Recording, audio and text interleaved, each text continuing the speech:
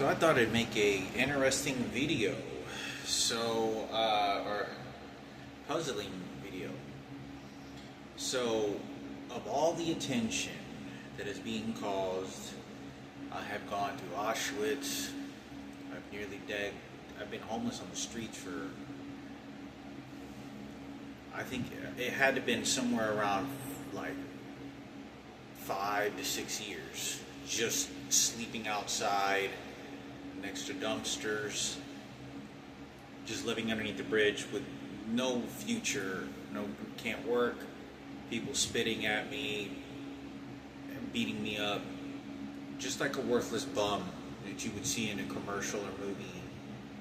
And I never up until today, ever in my life, went through an old friend of mine, which when I was in a hospital and I was dying, his brother I was very close to, and he actually came into the hospital and gave support, John Bassilli. And I know the family very well, and Anthony very well from growing up. We went to the same school, we got picked up, we hung out with the same friends, hang out with Cisco. And I've never, for some reason, I don't know why, he's involved in some sort of coin-based business, which is like a stock market, crypto. I still don't even understand 5%, 10% of it. It seems really, that's like a college degree, from what I can even understand, but apparently he's doing really well for himself. And that's great, we're happy for him. Is the smartest friend I've ever known in my life. The academic level, his level of intelligence and understanding is far surpassed anyone I've ever come across. And I don't know what credibility that actually gives from the people I've met through life. But without a doubt, one of the most successful people, bound to be successful. But anyway, I called him, it was 7 or 8 years ago. Was it 8? Was it? Oh, God, yeah, it was before I did it. Yeah, it was 7 or 8 years ago. And he called me and he was I called him, he picked up the phone, and he said, Hector, after me telling him just a few short sentences, he cut me off and was don't ever call me, don't talk to me, you need to get your life together or some shit like that. And was just don't contact me, don't call me, all yada yada yada, right? Like a business, he was talking to a business deal or some shit. And I understand it. I don't hate him for it. My life, for someone that I have been looking on YouTube, looks, and he's at these seminars, and seems like a very real genius, very well clarity of what work he's doing. Seems like he's outsmarting a lot of the people he's even speaking to, and so I really don't notice, because he's even on here. You look at him, that's him right there. And I can't, what I was thinking of? It's not, he's making a lot of money, that's none of my business, right? It's weird because I know him as the kid, the chubby kid, that I grew up eating McDonald's, in his living room by himself, and I know his mother and father so well. They're so super religious with God. And I talked about this before, even to this day. He's someone without a doubt, if I were to give my opinion, he could handle billions of dollars, in my opinion. But I don't know. I don't know anything about this coin business type stuff. But he has all these videos on here, and I know somebody's hacking into it. He's doing press conferences that are really, he's meeting billionaires and millionaires all over the place. Millionaires isn't that really big of a deal nowadays, but he's coming in contact with billionaires, without a doubt, and having intelligent conversations with them. In fact, he's, I know that somebody's hacking into this YouTube, because it'll say 56 views. It'll say, 400 views on and he's at a seminar, on stage with very intelligent people and very wealthy people.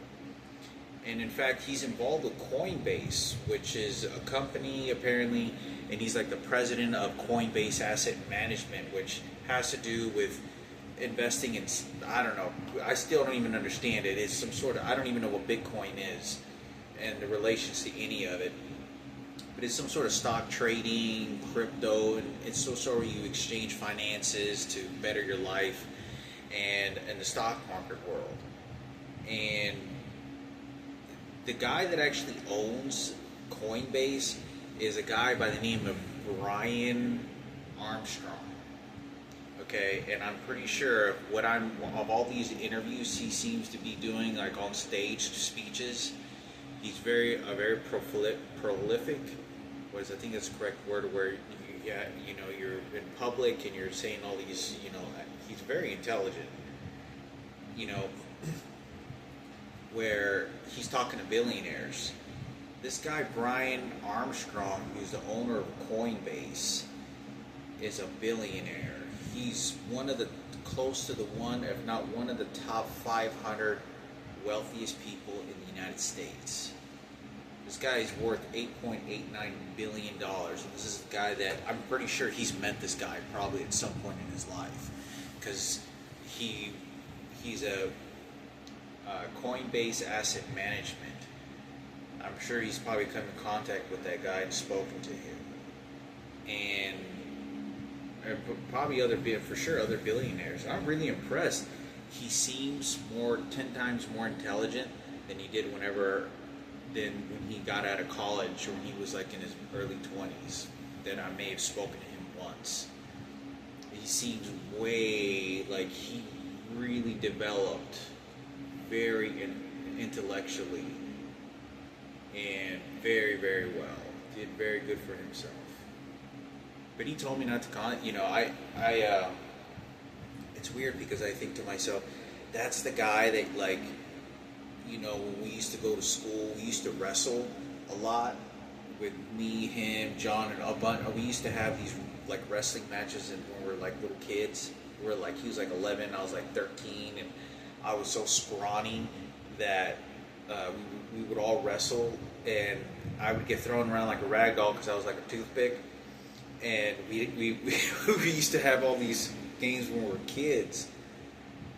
I mean, it was so many years ago, and he's done really good for himself. He has his whole family, and I don't really mess with any of his family other than send cards and stuff. Jesus cards, for blessings. That's pretty much it.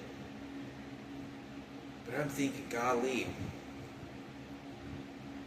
he's in the public eye and really doing some really intellectual stuff, and I'm in my early 30s looking into trash cans for nearly digging in for fucking food.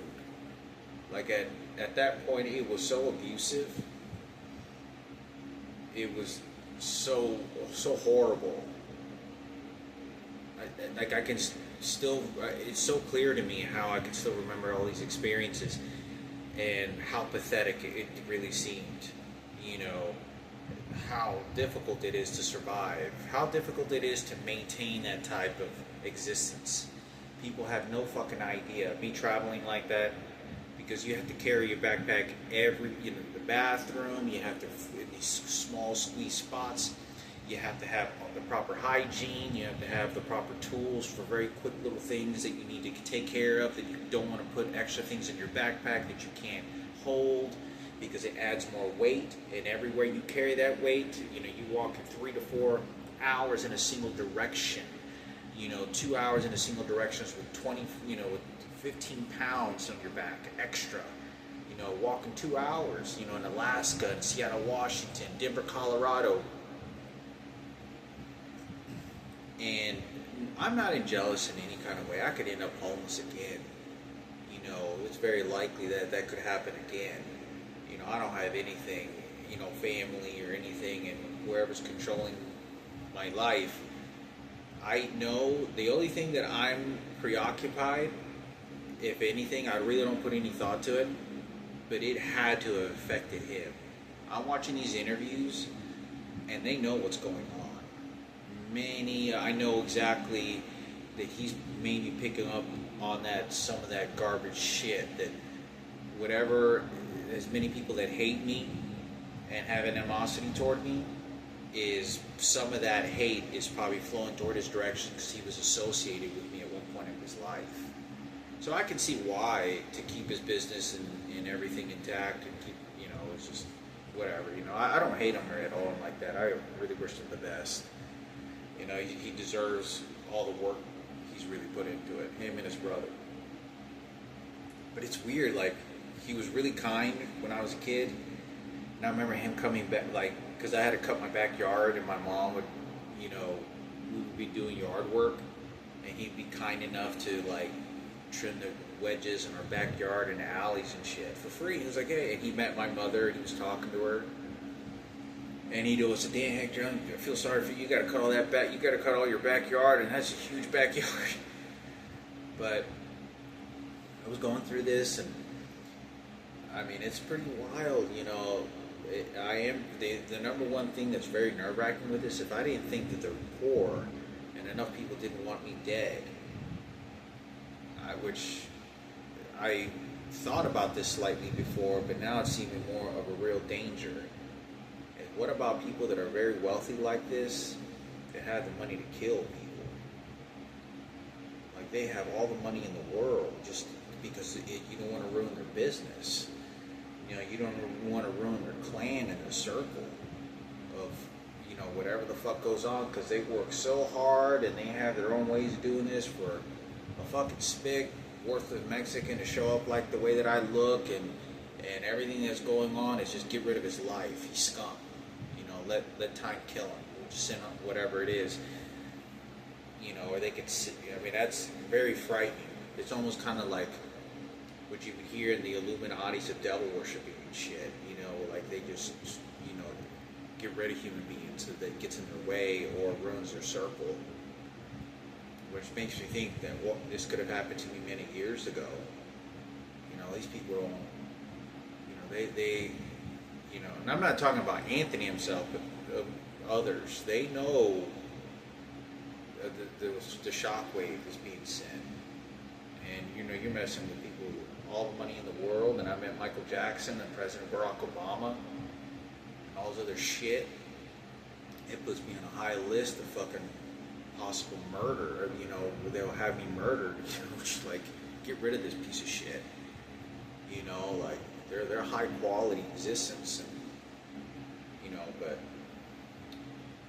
anyway, I pray to God, nothing, wish the best for whatever, but I know Anthony's a great guy, and his brother, but extremely intelligent. I'm very impressed, extremely impressed with that level of understanding of whatever he does in the world, and he's coming in contact with billionaires, speaking to them, and investing this and that, and money, talking about money here, talking about money there.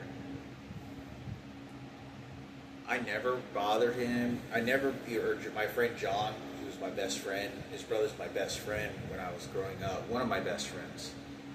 And we spent so much time either playing music together, growing up as teenagers, developing in the world.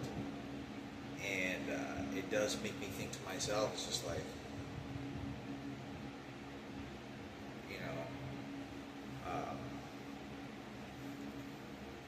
I can't help but to think, it's like, well, I knew that guy.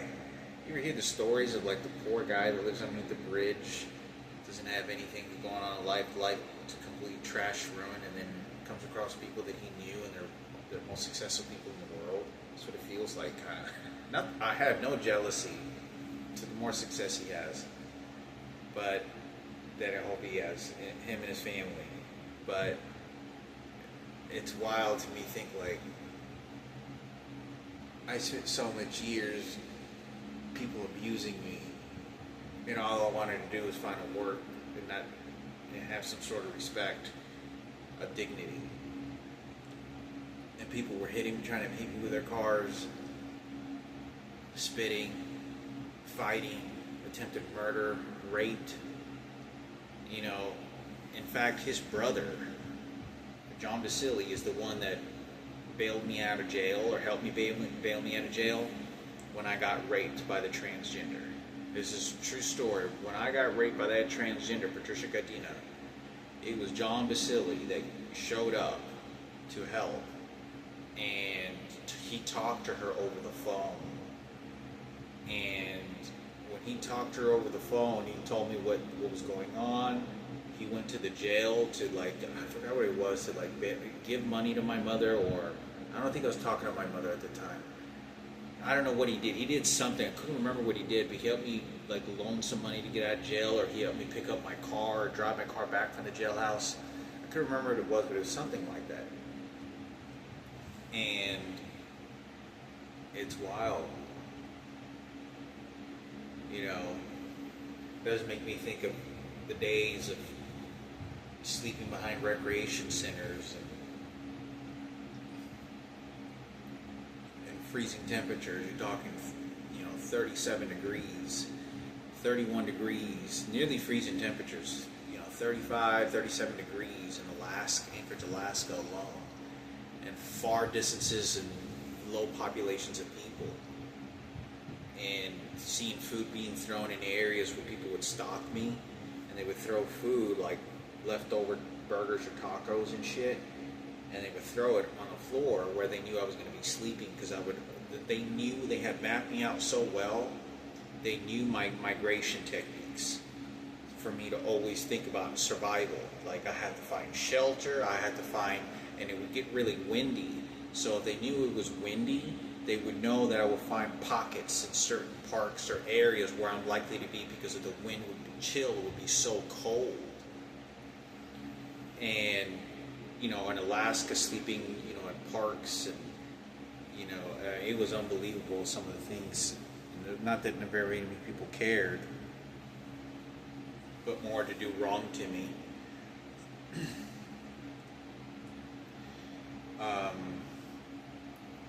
And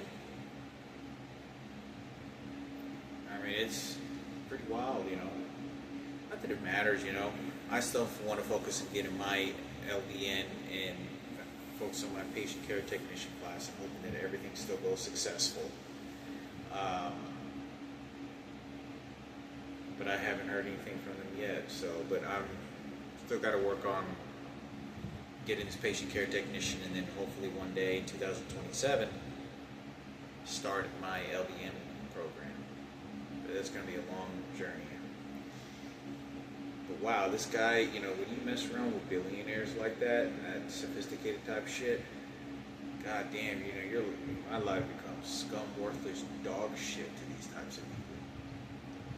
And they don't give a fucking, if you don't think the president's worse, but these people,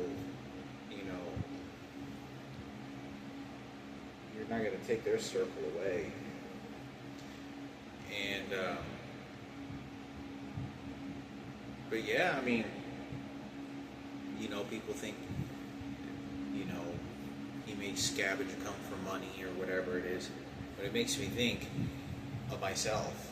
Like, if I ever I've invested in stock market before, but knowing that if I ever wanted to better my life in the stock market and learn, which I find to be exciting myself, I would never be able to do it because of all the publicity and torment and electronic devices. They beat the fuck out of me so horrifically bad that not only is the time and the efforts I'm not allowed to, it's so minimal that my brain doesn't even have the ability to function anymore to want to gather information and learn, because all I'm thinking is about survival. I'm not thinking of, can I smile? Can I not smile? Can I laugh? I'm not allowed to laugh. And it's always like that for me. And it's been like that for me for like 12 years, because the electronic devices have only abused me and trained me like an animal, like just like an animal. Like, you become obedient to total strangers so you don't even know, and they start telling you personal things, and you don't know where to run to, so you just run to get away from it. And you just know that whoever's doing this, the police officers, are entirely responsible. You have nowhere to run to. You can't get violent, and your life is just nothing worth more than to view it from a different perspective you never thought in life you would be looking life at. Underneath a tree and bridge, just enjoying the water flow by you and not think of anything else of your life as a success. Sleeping next to rotten food, dried rat feces, rats, giant rats approaching your body while you're asleep, looking to see if I'm dead so they can eat me. You know, like in real life, like one of the wildest experiences where animals would come to look at me if I was alive, you know, so they could consume me, you know, whether I was just there dead. But it's pretty wild though. It is kind of humbling. I was like, wow, you know, I was like, I used to know that guy, you know, the person in his family and his kids, and he's very successful. But they would have to find, like, whoever's involved in hacking my phones and all these videos that I'm making, they would have to control all that shit, because a lot of that nasty wave of horrible shit would probably bleed toward his area, to his world that he lives in, because other people and all the gay community and all these other networks and shit will start gathering together and be like, you know that guy, fuck him. Because when you get so many people to hate one person at one time, and one person, you know, doesn't have any interest or is involved in a different world, never was, like Anthony, you put all that pressure and influence, you'll get absorbed in that dog shit. And I've been in that world so horrifically where almost nobody can break from that. They just entirely follow the herd, every single one of them. And when you don't, you'll be reactive to the fear of how much pressure that really is, and the threats that could come at every angle, because you never experienced that type of aggression threat. And it's not business deals, like it's personal. And but I would imagine that there's probably a significant amount of people, you know, even if they try to block me off, that he would have, you know, so it wouldn't affect him in his career. I mean, I don't know, but he did really well for himself. And it's crazy because Patricia Godina, the girl, the transgender that raped me, and they were shooting these electronic devices, abusing me horrifically, she was with this one girl, with this real girl, and it's Cisco's sister. And when I saw Cisco's sister, I mean, I could have sworn, maybe it's not, I very strongly believe, I think it was her, I know it was her. And she was in the car that drove Patricia, and she left. And I don't know to the story. I mean, you're talking, this is 12 years, this is 14 years ago. I'm 42, and this happened when I was 28. I lost 14 years of my life. But I saw her, and she showed up, and I talked to her for just slightly for a second. And it's wild because me, Anthony, Cisco, John Bassilli, who actually met Patricia, I saw and talked to him in person over the phone, Nick Carrera, Richard Murphy, John Murphy, we were all very close, and we used to talk to each other, eat at the same dinner table, at lunch, we talked, we hung out, you know, not so much in high school, other than meet up like at a friend's house late at night. You know, most of the time Anthony was just busy going to work, and he'd catch up with Richard. But we're all in middle school very close before the jobs and all that other stuff. You know, and it's pretty wild to see, you know, how that is going to affect them, because, you know, that's Cisco's sister, and we were all hanging out and shit, even in John's garage when we were younger. But how did it really matter? You know, all this stuff went by so fast. I mean, it doesn't change. I mean, I was homeless, it's like almost a year ago. Last Christmas, it's almost Christmas in a couple of months. What are we? September, October, November, December. In 4 months, last year of December, I was sleeping outside at a Pep Boys in an empty parking lot that I've slept in that homeless area when I was in my early 30s. And I'm 42 now. I was sleeping right across, underneath the bridge, right across from Pet Boys, right over there where Home Depot used to be, over by George Bush Highway, near the train tracks where Trinity Mills train station is located at. And not that my life would ever change or anything like that. I'm not begging. The last thing I would do, beg for any money is you'd think I'm going to get some sort of connections from it. I gotta, I just make my own life and make the best I can with my education to make something very purposeful. But when you get in the public eye, there's no doubt that that's affecting it. I can watch these interviews, and he knows. He knows there's a lot of shit that's going on, a lot of dog shit. Like, I wouldn't doubt it that he's gotten pressure from people to look at him, like, to break him. Like, and he's by far looks more intelligent than any of those motherfuckers, by far.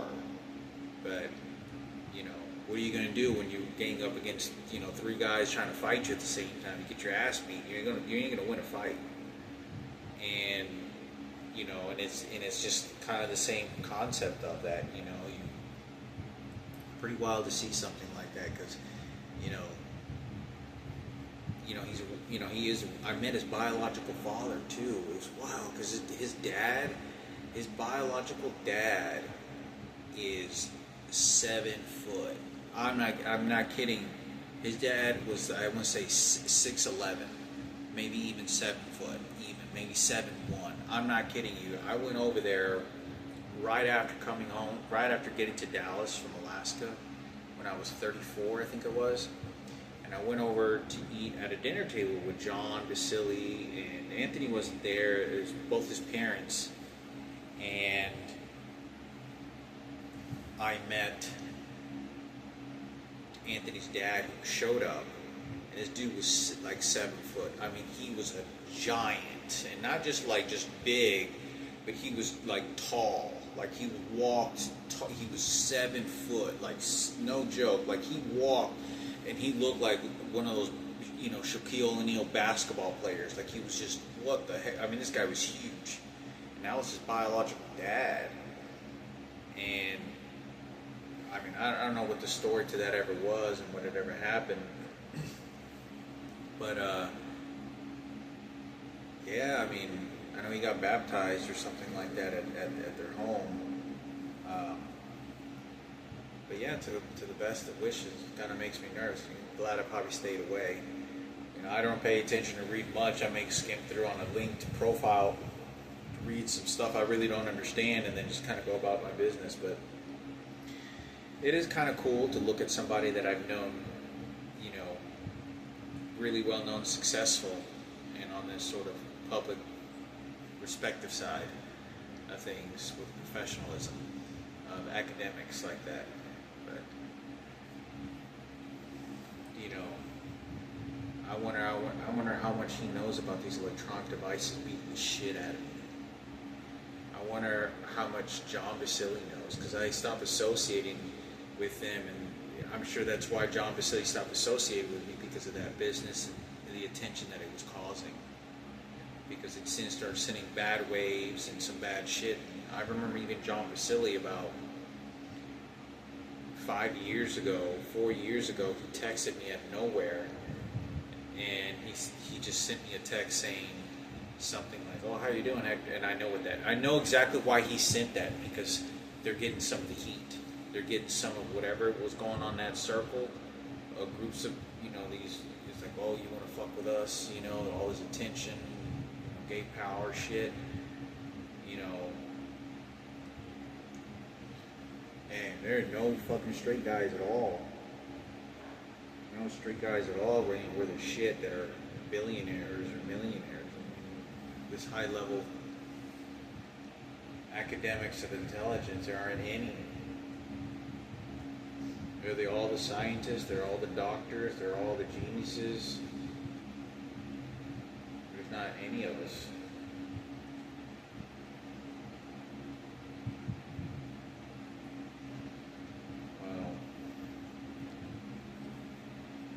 It does make me, it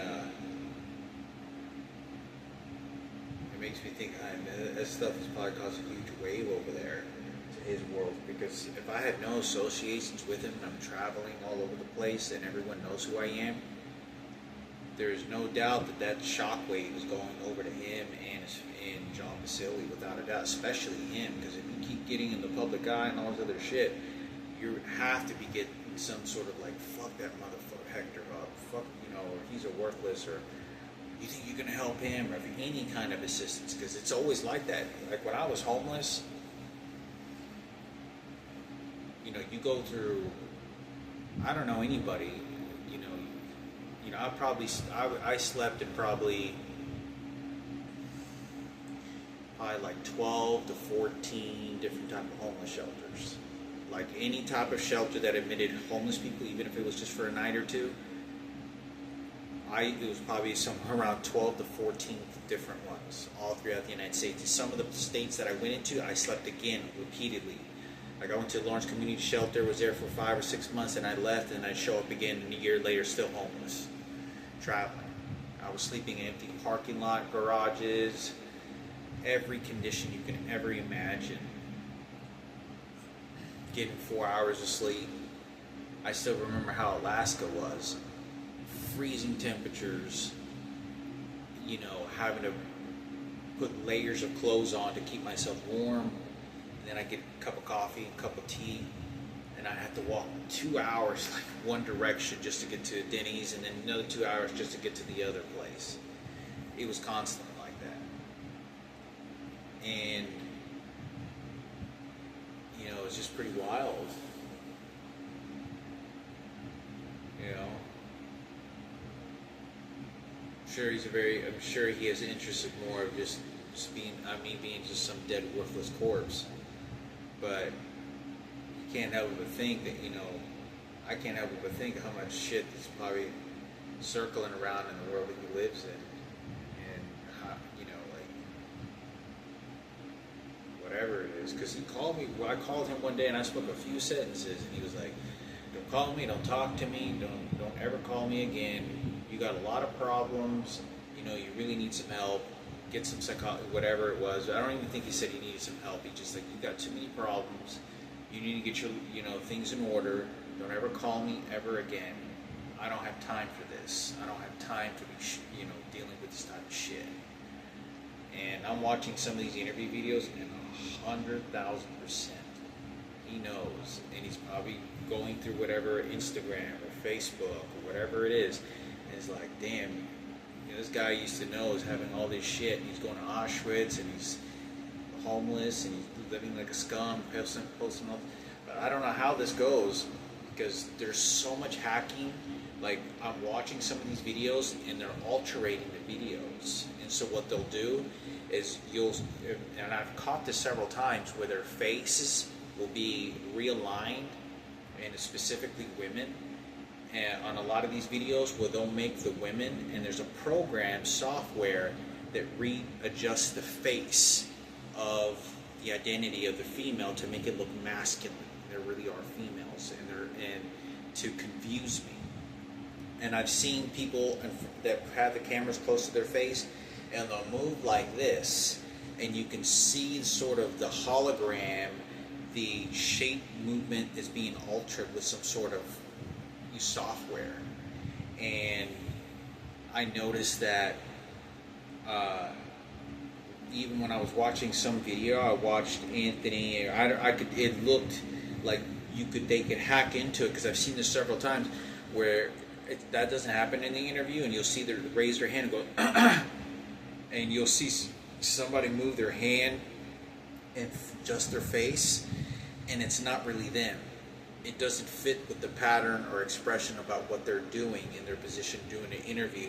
And it's like to confuse me, because they're watching me live and want to alter my understanding to anything I understand.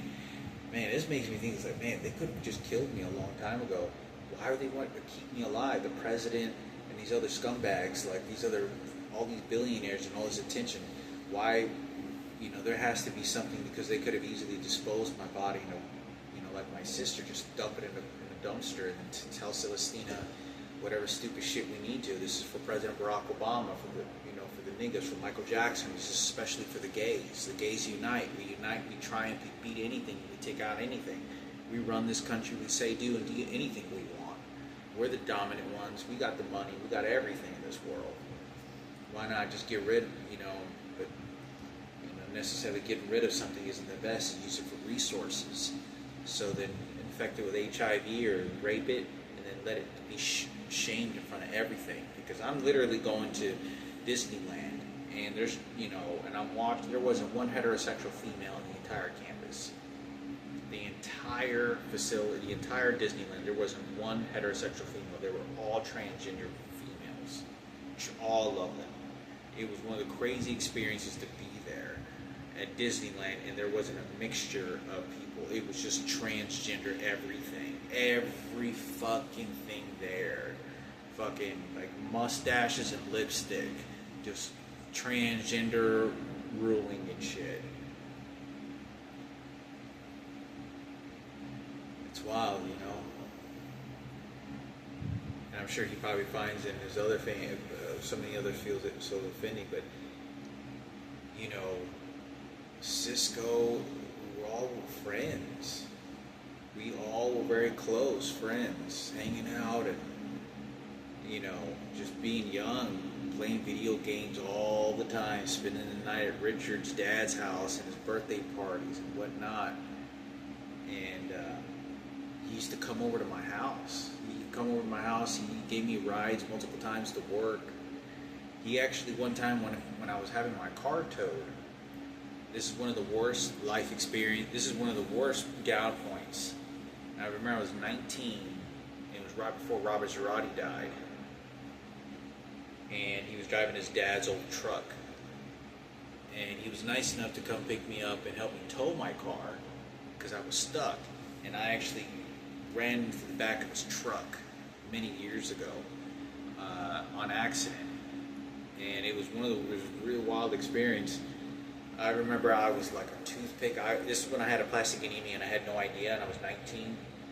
I looked like the scum of the potential guy that was going to be living underneath the bridge. And I remember Anthony just looking at me, feeling very sorry. Like, damn, Hector, your family really fucked you up. Your family really do anything for, really to hurt you. And I remember him saying that. I remember him saying something like that of that nature. And him looking at me like my future was going to be digging in trash cans and sleeping homeless on the streets like a nobody. And not in a bad way, but because my demeanor at that time and everything that was going on, I could never explain the unbelievable ruthlessness that was happening to me that layered itself in so many disgusting ways. It's too late now. But, yeah, it was wow, we were all friends. And by looking at these videos, I don't think any of us are going to get together anytime soon. I don't think any of us are ever going to get together anytime soon. If ever. Me, Richard, John, Anthony, John Bassilli. Everybody not only made their own life, but we were all so close. So many experiences, so close. And now all this shit with raping me.